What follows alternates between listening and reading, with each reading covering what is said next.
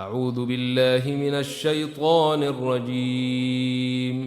بسم الله الرحمن الرحيم. يا أيها المزمل قم الليل إلا قليلا نصفه أو انقص منه قليلا أو زد عليه ورتل القرآن ترتيلا إنا سنلقي عليك قولا ثقيلا إن ناشئة الليل هي أشد وطئا وأقوم قيلا إن لك في النهار سبحا طويلا واذكر اسم ربك وتبتل إليه تبتيلا رب المشرق والمغرب لا إله إلا هو فاتخذه وكيلا واصبر على ما يقولون واهجرهم هجرا جميلا وذرني والمكذبين أولي النعمة ومهلهم قليلا إن لدينا أنكالا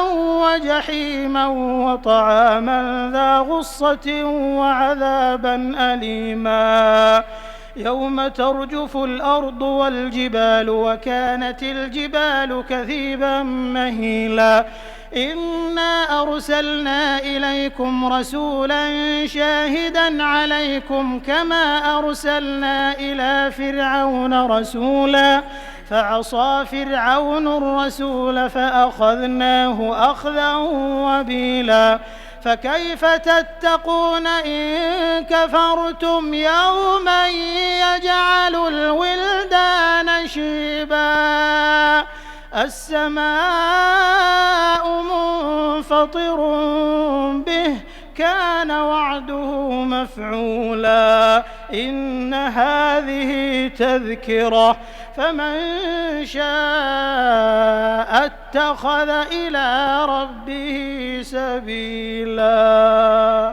إن ربك يعلم أنك تقوم أدنى من ثلثي الليل ونصفه وثلثه وطائفة من الذين معك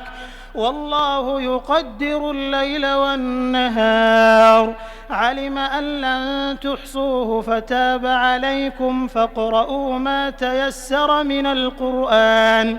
علم أن سيكون منكم مرضى وآخرون يضربون في الأرض يبتغون من فضل الله وآخرون يقاتلون في سبيل الله فاقرؤوا ما تيسر منه وأقيموا الصلاة وآتوا الزكاة وأقرضوا الله قرضا حسنا وما تقدموا لأنفسكم من خير